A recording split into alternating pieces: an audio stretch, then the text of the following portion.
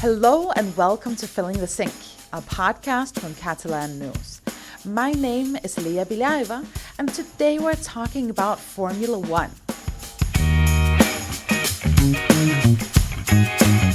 Since 1991, the Spanish Grand Prix has been held at the Barcelona-Catalunya circuit in Montmeló, half an hour north of the Catalan capital. This year, with the threat of losing the Grand Prix to Madrid, organizers decided to switch things up quite a bit by doing a roadshow on the central Passeig de Gràcia boulevard in Barcelona, creating both excitement for fans and frustration among environmentalists. And as always, Catalan News was there to document everything. So on today's podcast, we will talk about all things Formula One, from the euphoria to the controversy, and we will ask the burning question: will the rivalry between Barcelona and Madrid reach unprecedented speed if Barcelona's contract with the biggest motor race is not prolonged? To talk about this and much more, I'm joined once again by Gerard Descatch-Falk. Welcome back, Gerard. Thank you. It's always a pleasure. We are quite on a roll, aren't we? Yes, we are. So I must admit that I had to do a master's on Formula One before this episode, as I knew absolutely nothing about it. So in case there are more listeners out there who don't know what all the fuss is about, let's just break down the basics. What is Formula One? When does it take place? And why is it such a big deal? Well, it takes place throughout the year, so not only a whole weekend, and it's the highest class of international racing for open-wheel single-seater racing cars. That's a very long way of saying it's just racing cars with only one driver. And the season consists of a series of races in different cities, in fact, in different countries across the world, known as Grand Prix. So each race is a Grand Prix. For example, the one we have here in Barcelona is the Spanish Grand Prix, because it's the only one taking place in the country until 2026, because Madrid signed a deal to host the Spanish Grand Prix from then. And each race has a distance of 305 kilometers or up to 2 hours. So wherever comes first, that's the actual race. And in fact, you mentioned it's the 74th edition, because they have been, the inaugural season was in 1950 of the World Championship. So yeah, it's been some years. It's been a few years, yes. Yeah, here in Catalonia, in fact, those years have been a lot. In fact, we have been hosting Formula One for years and even decades in different racetracks. Now it's in Circuit de Montmeló, Circuit de Barcelona-Catalunya, but in the past it used to be in Barcelona. And we will get back to that a little bit later on. But this race in particular, this year, it takes place this weekend, so between June 21st and 23rd. But the actual race takes place on Sunday. Yeah, exactly, because the championship spans throughout the whole weekend, because on Friday we have 2 free practice sessions, which we can see drivers practicing across the racetrack. But then on Saturday we have 1 more practice session, a free practice session, and then we have the qualifying session, which sets the order for Sunday's race. And there's first a warm-up lap called the formation lap, and then the race starts. Begins. And as I mentioned before, this week, the Barcelona city center has been transformed into a Formula One village. Tell me about that. Yes. In fact, it had 2 different areas, and 2 different activities. The main one was the roadshow on Wednesday, but throughout the whole week, in fact, starting the weekend before the Formula One Championship, there was a fan village set up at Plaza Catalunya Square. Okay. There were stands, there was a stage, and there were, aside from car simulations and even some activities to play, there was a wind blower that made realize, resembled as if you were driving a Formula One car. Okay, so you would be able to feel the wind. I thought it was gonna be cold wind. Turns out it was warm. So it was at the moment it was warm. It was hot, and suddenly that strong warm wind was a terrible sensation to hear. But aside from that, there were several Formula One cars. In fact, there was a 2017 Red Bull Racing Team car, and then there was a Aston Martin, the Formula One car driven by Spanish driver Fernando Alonso. Okay, so I suppose that all of this was really, really a huge hit among fans. Yeah, in fact, there were On Monday, for example, on Monday afternoon, there were up to 3 hours of queue to enter the area. So aside from being a fan, you have to practice patience. Yeah, well, patience is one of the things at Formula One, because obviously they have to go to the racetracks as well in advance. And that's kind of similar to what happened at the roadshow. There were people, we'll listen to them now, that had been waiting for hours because the roadshow, it took place on Wednesday on Passeig de Gràcia Boulevard, and there were 38,000 people. That's a lot of people. And let's hear how the practice of patience and the culmination of it all sounded like. It's 5 o'clock, just 1 hour to go for the roadshow here at Barcelona City Center to start. It's crowded with thousands of people. We can see, Oriol, what we can see? Like many fans wearing t-shirts. Yes, it's a bit hot as well, quite sunny, but so far it's been good. I would say it looks more crowded than it is, maybe? No, Yeah. actually Yeah. it looks less crowded than it is. Exactly, that's what I was gonna say. The thing is that as this track is just a straight line here on Passeig de Gràcia Boulevard, everyone is like side by side of the main track where the cars will pass by. And we also see some security officials here wearing an orange jumpsuit and large screen showing what's going on around. Bona aquesta foto, ahí està, Ferrari, Ferrari, Ferrari. It's just 25 minutes to go until the roadshow starts here at Passeig de Gràcia. And some of the people we spoke to before, Oriol, said that they had been waiting here for hours, some up to midday. Yeah, 3-4 hours, and they were very excited because it's something unique. It's never happened, and it might not happen again.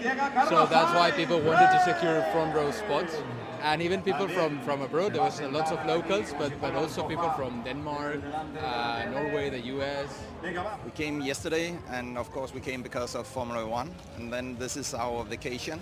We have the possibility to watch Barcelona as well, and then we heard that there was this fan race today, and therefore we said, okay, we want to join it, we want to see it, and therefore we are sitting waiting for the race to start.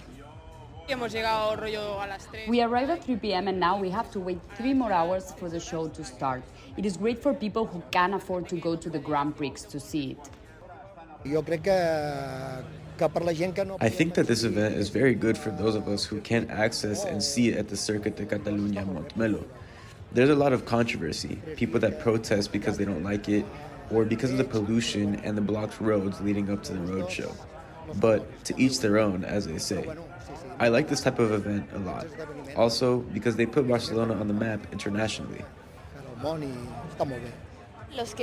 For those of us who can go to the Grand Prix, this is really cool. We have come early because they say it will be crowded.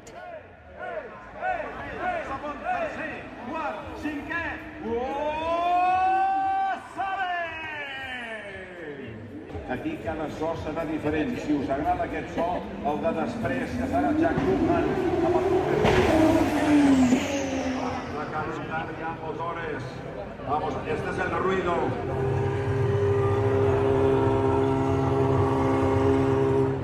So Oriol, we just saw the Formula 2 and Formula 3 cars. In fact, the Formula 3 has 300 horses of power, of race power, and it's the car that Pepe, the driver, will use to compete this weekend. But on the other hand, we have Ferrari's Carlos Sainz Ferrari with a 2022 car, Formula 1 car, with 14,000 revolutions per minute, so 14,000, and with a horsepower of 1,000 horses. That's a lot. I think the key thing here is the sound or noise, someone would say, but the sound of the cars, because the Ferrari one, for example, will not sound as the real one sound, and it's something that Formula One fans love very much, to listen to the actual sound of the car. But they say that Pepe's car, as it's his actual car, it will sound like it sounds in the circuit, so very noisy afternoon here. Arriba a la rotonda.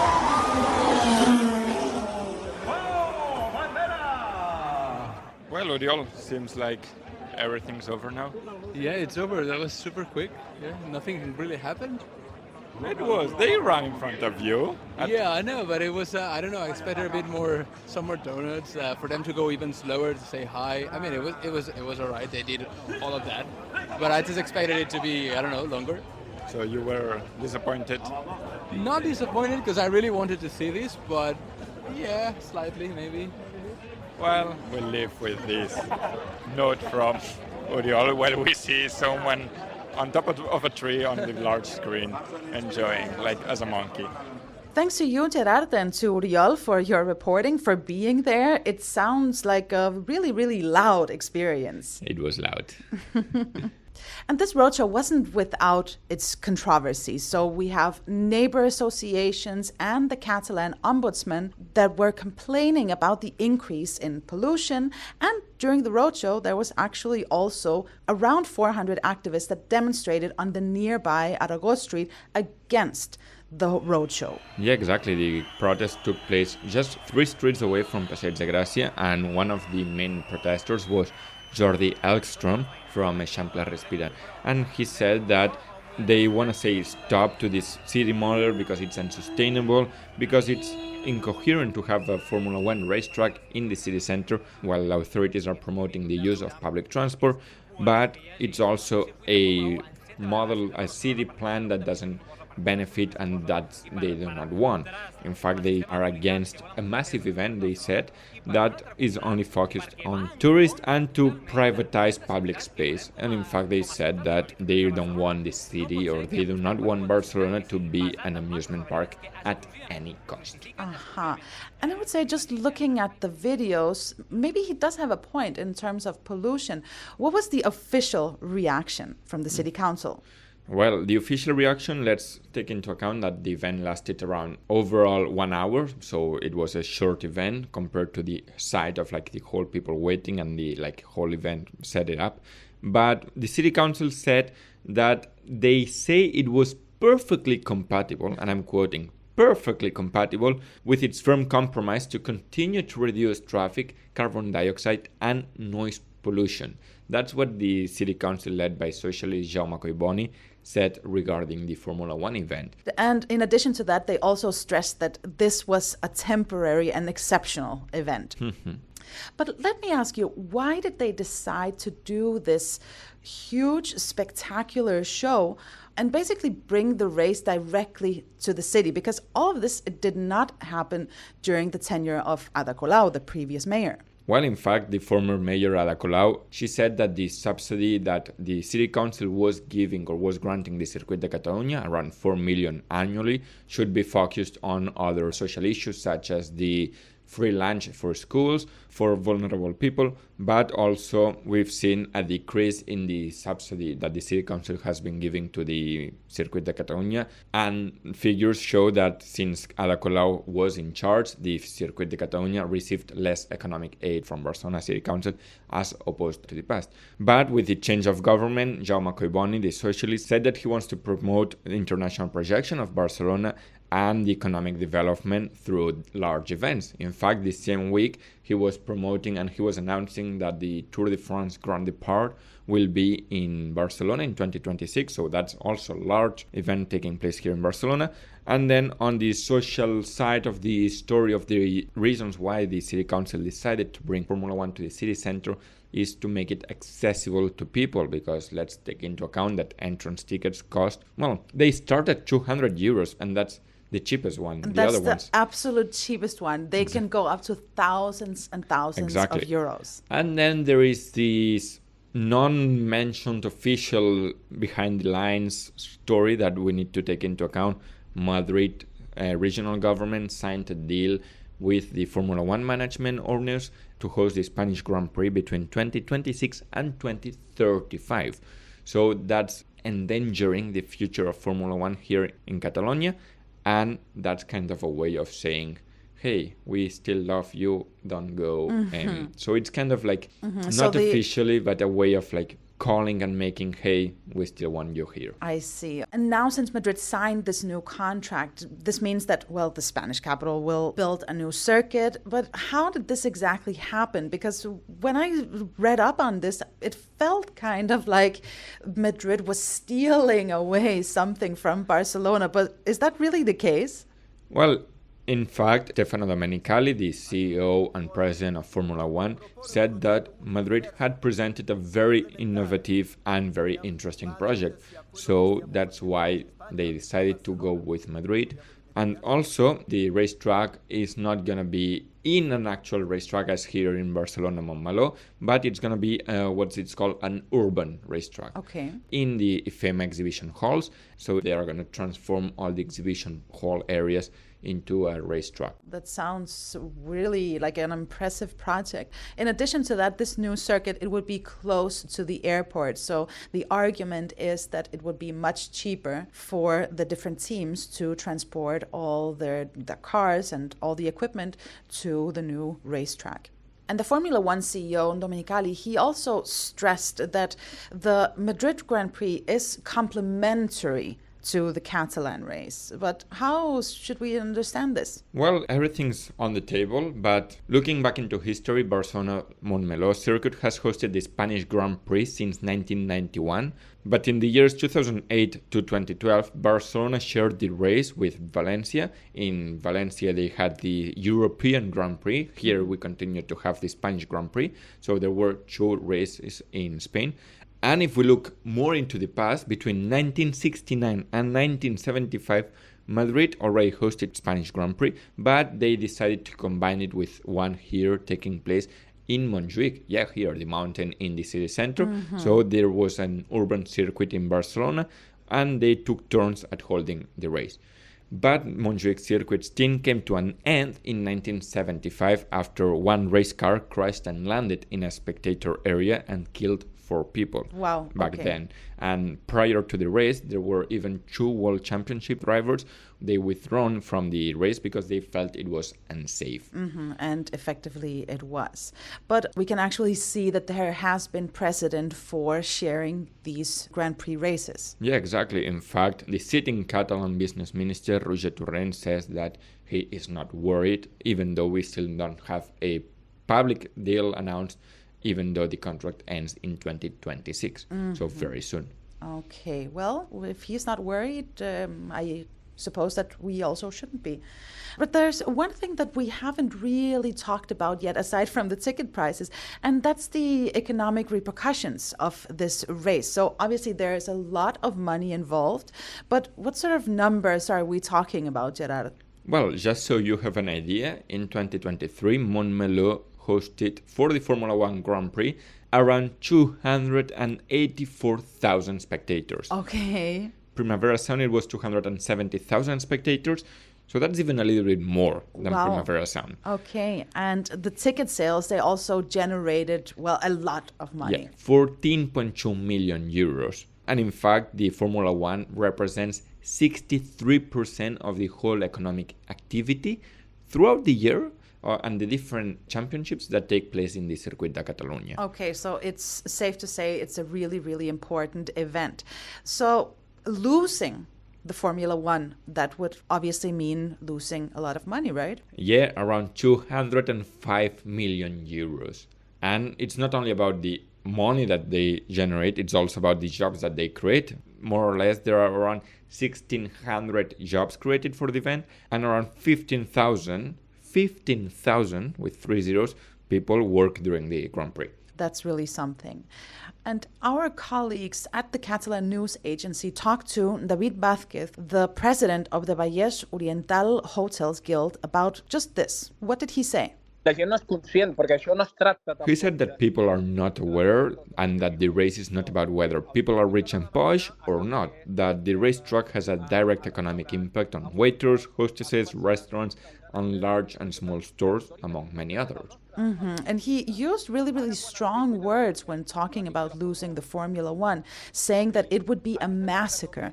There are lots of hotels that can register losses up to 60% if the Formula One leaves. He warned not only the hotels near the racetracks, but also in the Montseny area that is located 30 minutes away from the racetrack. Yeah, and David Vázquez also warned that the loss isn't just for the days of the championship, but rather for weeks prior and after. So, needless to say, on this topic, there are many, many opinions. And whether Barcelona manages to negotiate a new deal or not, that remains to be seen. And in the meantime, if this podcast has sparked your interest in the Formula One and you don't want to pay thousands of euros for a ticket to the race, we have some great news. Yeah, exactly, because you can watch the Formula One Spanish Grand Prix on 3Cat. It's available for free. However, the rest of the Grand Prix are not, and you would have to subscribe to any other platform, such as DAZN, the one that has the rights here in Spain. Okay. And will you be watching, Gerard? I guess so. Well, and in order to watch the show correctly, you need some vocabulary for it. So what is this week's Catalan phrase related to the Formula One race? Yeah, it's a very typical one. Formula One drivers have to stop at the pit stop at least once. So, fer una parada a boxes. Fer una parada a boxes. Which means to make a pit stop. Fantastic. Well, all set for Formula One. Let's see how it goes. And that's all we have time for today. Thanks for listening. Please do subscribe to Filling the Sink wherever you get your podcast if you haven't already. Thanks again to everyone who spoke with us. Thanks to you, Gerard, for your reporting. And we'll be back again next Saturday with another episode of Filling the Sink. Next week, we will talk about the Catalan Human Towers Castells. On behalf of the team here at Catalan News, I'm Leah Villaraiba, wishing you a great weekend. Fins aviat. Adeu.